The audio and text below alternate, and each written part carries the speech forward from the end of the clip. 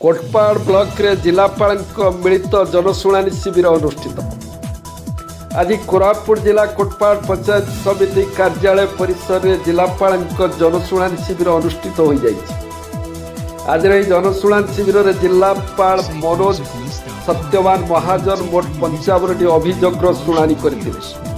28 गोटी व्यक्तिगत अभियोग होता बेले 18 गोटी गोष्ठीगत अभियोग शुणाणी होता एवं 9 गोटी अभियोगर समाधान तत्काल करा जायथिला। विशेषकर रास्ता निर्माण, धान मक्का मंडी आरंभ, अवैध बाली चालान, पेंशन, आधार कार्ड संशोधन रे भली विभिन्न अभियोग आसीथिला, जहाँकि यही अभियोग को भित्ति करी अभियोग को आधार करी आज रही जनशुणाणी जिलार समस्त विभागीय अधिकारी ब्लॉकर समस्त विभागीय अधिकारी माने उपस्थित रही जनशुणाणी करथिले।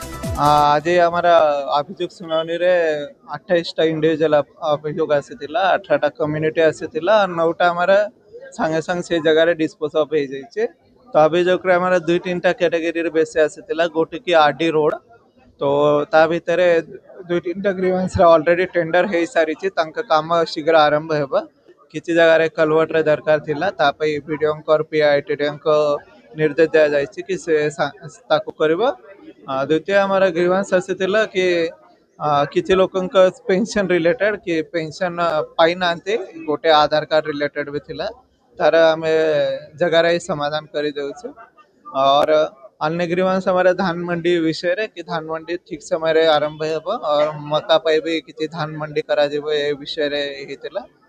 और हमारा इलीगल सैंड माइनिंग विषय रे भी आज गोटे ग्रीवेंस आसीथिला, ता ऊपर हम सब कलेक्टर और तांक टीम जाई के सेठी तदंत करबा और पूरा जोर एक्शन तांक ऊपर हेबा। और ता संगरे हमारा आज 8टा एसएचजी रे 46 लाख टंका डिसबर्समेंट करा जाई छै।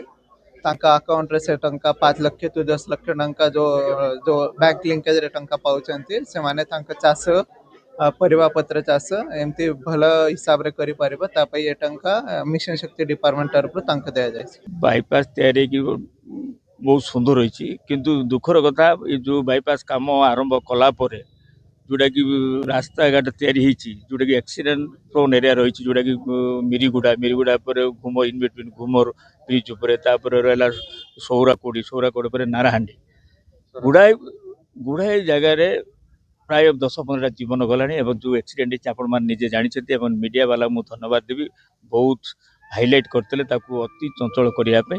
आज आमे कोटपाड़ पंचायत रो सबु प्रतिनिधि जिलापाल ग्रीवेंस मिसलु एवं ग्रीवेंस जणाला परे एनएच एग्जीक्यूटिव इंजीनियर एवं पुलिस प्रशासनिक 2 जण मिसी ताकू 15 दिन भितर काम कंप्लीट करिया पई आज प्रतिश्रुति देइछन ग्रीवेंस रे। सेतिबे नहीं आज ग्रीवेंस रे हम मिसलु हम गुड़ाई थोर आपण मान हाईलाइट करथिले जति एक्सीडेंट हेतला आपण मान माध्यम रे जो पेशेंट जाग थिले सब काम सुचारू रूपे भल होइछि।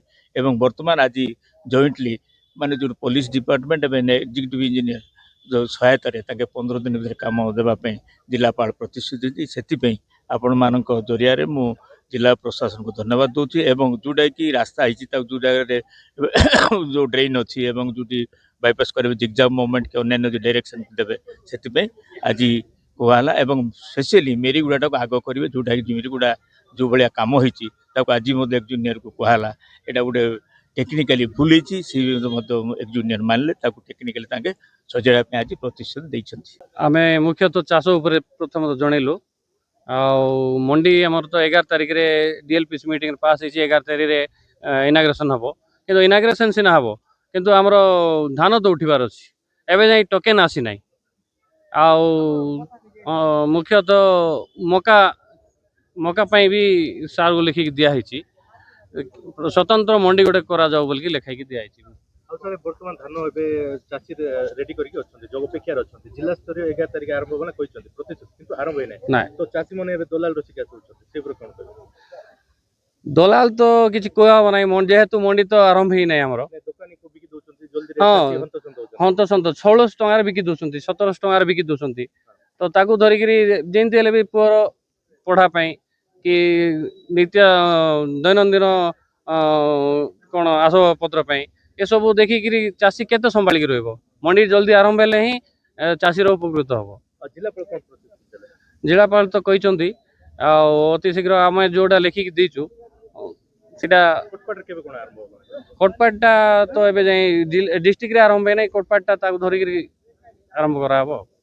देखंतु भारत सरकारଙ୍କର जो खाद्य नीति होची सबु राज्य ପାଇଁ गुटे किंतु आपण निजे माने निजे मीडिया भाई मान देखिथिबे छत्तीसगढ़ रे को प्रकार धान किणा होय होची सिटी केवल मॉइस्चरटा को चेक करा जाउची एवं अन्य कोनोसी जो रहउची आपणकर परसेंट गुडाको ताकू चेक करा जाउनी कारण आपणकर 100 केजी रे 67 केजी जदी चावल बाहरे सिटा होची एफएक्यू नंबर धान आपणकर 100 केजी रे जदी 93 केजी भलो धान थिबो सिटा होची आपणकर उत्कृष्ट मानर धान किंतु इठी आसिकरी मु सी विषय रे आज जिला प्रशासन को कहली आज्ञा आपणकर जो क्वालिटी कंट्रोल ऑफिसर माने आछुंती से माने आरएमसी रो 8 क्लास 10 क्लास फेल जोटा आपणकर क्वालिटी जो माने एनालिसिस करछुंती किंतु ସେମାନେ କରୁଛନ୍ତି ନା ସେମାନେ ଟ୍ରେନିଂ ପାଇଛନ୍ତି ଆଜ୍ଞା ଟ୍ରେନିଂ ପାଇଲେ କ'ଣ ହେବ ଆପଣ ଗୋଟେ କାମ କରିବା ଆମର ଗୋଟେ 10 କ୍ୱିଣ୍ଟାଲ ଧାନ ନେଇକରି ଗୋଟେ ମିଲ୍ରେ ଆମେ ମିଲିଂ କରିବା ସେଠି ଯଦି 6 କ୍ୱିଣ୍ଟାଲ 70 କେଜି ଯଦି ଚାଉଳ ବାହାରୁଛି ସେଟା ଏଫଏକ୍ୟୁ ନର ଯଦି ଏଫଏକ୍ୟୁ ନର୍ମର ଧାନ ନାହିଁ ଏ କୋରାପୁଟ ଜିଲ୍ଲାର ମିଲର ମାନେ ଏତେ ବର୍ଷ ହେଲା କୋଉଠୁ ଏଫଏକ୍ୟୁ ଧାନ ଆଣିକରି ସେମାନେ ଚାଉଳ ଡେଲିଭରି ଦେଉଛନ୍ତି এটা গোটে নিহাতি গোটে জাঁয়া কথা যদি পিলা পাঠ পড়নি 100% মার্ক কোটু আনলা শুনে